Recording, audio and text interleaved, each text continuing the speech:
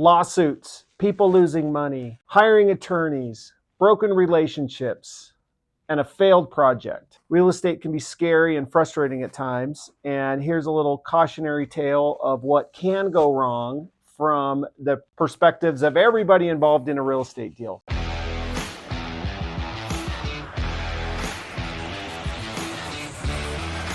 So this is specifically speaking to maybe like how you set up one of these fix and flips to fully fund your deal, particularly when you're doing multiple projects at once and you need to raise a lot of money to satisfy down payment requirements, rehab money, and just overall execution on all of them. So the story starts, I don't know, 4 or 5 years ago with a borrower, and we're not going to name any names or any locations to protect the innocent and the otherwise, parties involved in the story. But this is a borrower that I had done 3 or 4 loans for, and at the time they had 2 or 3 properties that they were working on. All of them required a heavy amount of rehab, and all of them were pretty complicated, East Side, Salt Lake. And this borrower, looking back, was pretty new, but they were a go-getter. They were not afraid to ask people for what they were looking for money for the hard money. They were looking for deals. And then they were also looking for what a lot of people call gap lending, or it's your down payment money, or it's your rehab money. So we were midstream on 3 different loans. And on one of these properties in particular, it turns out that they came to me for the hard money, which was fine. I think I did 80% of the purchase price. But they found an individual who recently came into like $1 million that was money that came from a business that was a family business that sold. And he was in charge of finding a good investment for this money. So to back up, I guess, a little bit. So in this scenario, there's basically three parties that are doing the deal. There's the borrower who's borrowing the hard money. There's the hard money lender, which was me. And then there was the gap lender, which was providing the funds to satisfy the down payment requirement for the hard money loan to complete the purchase, as well as provide the rehab money for the investor and the borrower to execute on all the properties to get them remodeled so that they get them sold. So there's 3 different people or parties involved in this transaction that could make it get purchased, to rehab it, and then ultimately to sell it. So what ended up happening is this borrower borrowed about $1 million, and the way that they borrowed the money, it was really reckless from both the borrower as well as this gap lender. Because the gap lender didn't really know the borrower, but the gap lender was in a spot where they all of a sudden had $1 million that they wanted to deploy to make interest and to, make gains on their $1 million. This borrower found this person, and it was immediately looked like a really good match because the borrower needed down payment funds and they needed rehab funds. With those secured, they were able to satisfy the requirements of the lender. And let's just review everyone's roles here. The lender is not a partner to the deal. The lender is just debt. They are financing. They're in a lien. We were in first lien position. We're involved in the deal to that level, is we provided the purchase money loan for them to buy the house. The borrower's job is to orchestrate it all. They're taking on all the risk.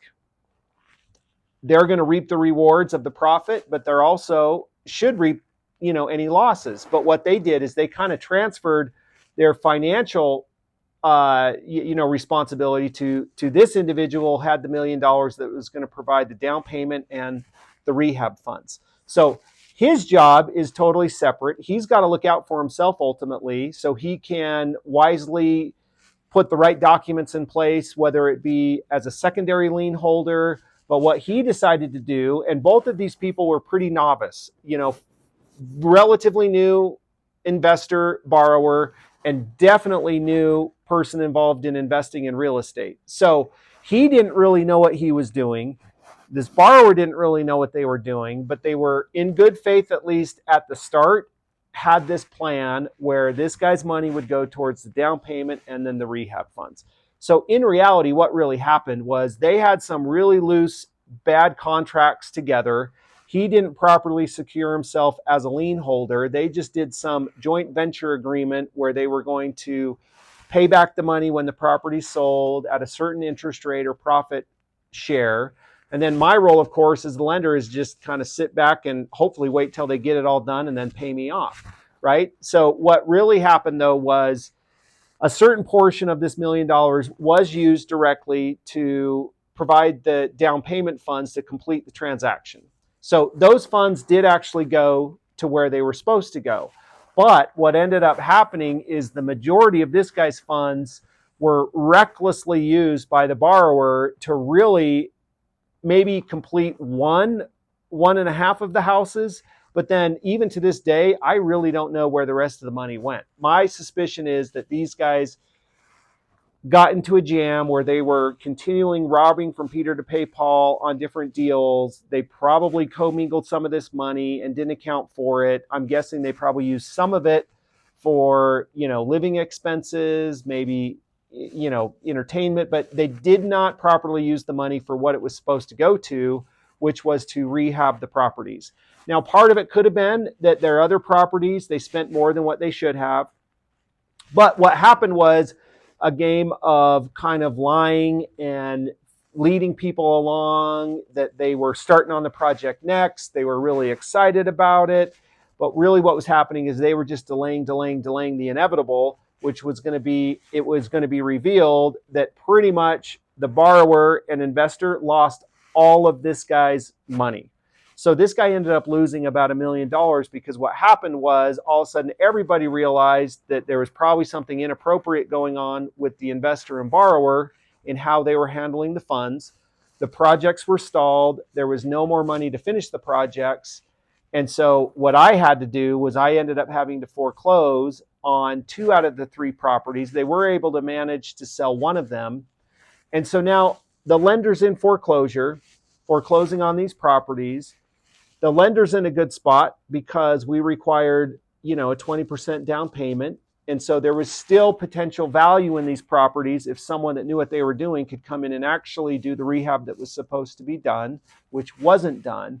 So the lender starts foreclosing. Then what happens is this guy that lent the money starts realizing that he's going to lose it all, and he's looking for people to blame. Now, ultimately, he probably should just blame himself because he did not do the due diligence. He did not set up his funds and oversee them in a proper way, especially working with someone brand new for the first time.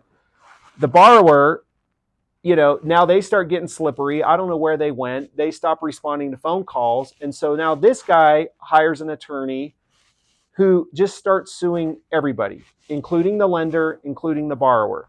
The net result is it ended up being a ginormous waste of this guy's time because he really didn't have a claim other than he was reckless and didn't do a good job. He certainly didn't have a claim against the lender. He did have a legitimate claim against the borrower, but the borrower was broke. They didn't have any money to begin with. That's why they were borrowing money from this guy. And the net result is it dragged on for a year because it was during COVID. Everybody had to hire an attorney. This guy ended up spending probably $30,000, $40,000 in attorney's fees. He never got any of his money back. He sued the lender. The lender actually countersued him, basically that it was an invalid argument and a waste of time. And the lender received a judgment for attorney's fees against this guy, which wasn't pursued because it was all just ended up being a complete waste of time and money. The lender ended up being fine. The borrower, still don't know what happened with them. Hopefully there was some, somebody caught up to them to kind of, enforce justice on what they had done. But the sad story is this gap lender ended up losing literally $1 million because he did not do his proper due diligence. So I guess the point of this story is things with good intentions can go really bad if you don't take a minute and understand what role you're in and how you can be properly secured. If you're out there with gap money, this video is ultimately for you. If you're out there with gap money, down payment money, rehab money, and you're looking to lend it to an investor that seems like they are eager, they have a good plan, they're going to secure the bulk of it with first lien debt, you really, really, really got to be aware of what you're getting into. Ask a lot of questions, make sure you get it documented, Make sure you understand the value, sure you understand exactly what's going on, because your money is going to be in the riskiest position in the whole deal. The money in first position is going to be the safest, as we've discussed in other deals. But if you're just lending gap money, down payment, and rehab money, that is a very precarious spot to be in. If the deal goes well, you're going to get paid back. But if it does marginally well, or certainly if it doesn't do well at all, you're going to be in a world of hurt. So this is an extreme example. This guy literally lost about $1 million between these three properties. But I've seen many, many people that do seconds or down payments that also lose a lot of money when the investor borrower, it could be a lot of different reasons. One, they just don't know what they're doing. They could have, bad intentions. They could be trying to set someone up to steal some money. They could just mismanage a deal. It could go bad. Or what could happen too is if the market drops, even if the borrower investor did all they could, there may not be enough money to satisfy, to recover all of it if it's down payment and rehab. I mean, I can think of multiple ones even right now today where even very sophisticated people put money in second position or for down payment that are not going to get that back because the project's taking too long. The interest in the first mortgage is eating up any and all potential profit or recapture of those funds. So be smart, be careful, understand the values, understand the risk, document it properly, and be safe out there. Well, the flip side to all of this is there is a responsible way to do it. There is a smart way to do it. There is a way that you can manage your risk and that you can invest in second position or down payment or rehab money safely. And I think that starts with number one, working with somebody that has a proven track record, that's responsible, that's moral, ethical, and legal. So you want to make sure the borrower that you're working with is reputable, they're stand up, they've done this before, they have a track record, they know how to execute well, they know how to value property. So that'd be number one, is the racehorse that you're going to ride with, make sure they're at least as competent as possible. Number two, make sure you fully understand the details of the deal. Make sure you understand what the terms of the first lien holder are. Make sure you understand if the scope of work in the rehab is sufficient. Make sure you understand what that ARV is going to be. And if all those things you can understand and you still lend an appropriate combined loan to value or what your exposure is, you can still do this very successfully. But you got to be careful. Don't over lever, don't over lend. And then make sure you understand the value add and the property, but also as important, make sure you understand who it is that you're working with and who it is that you're lending to.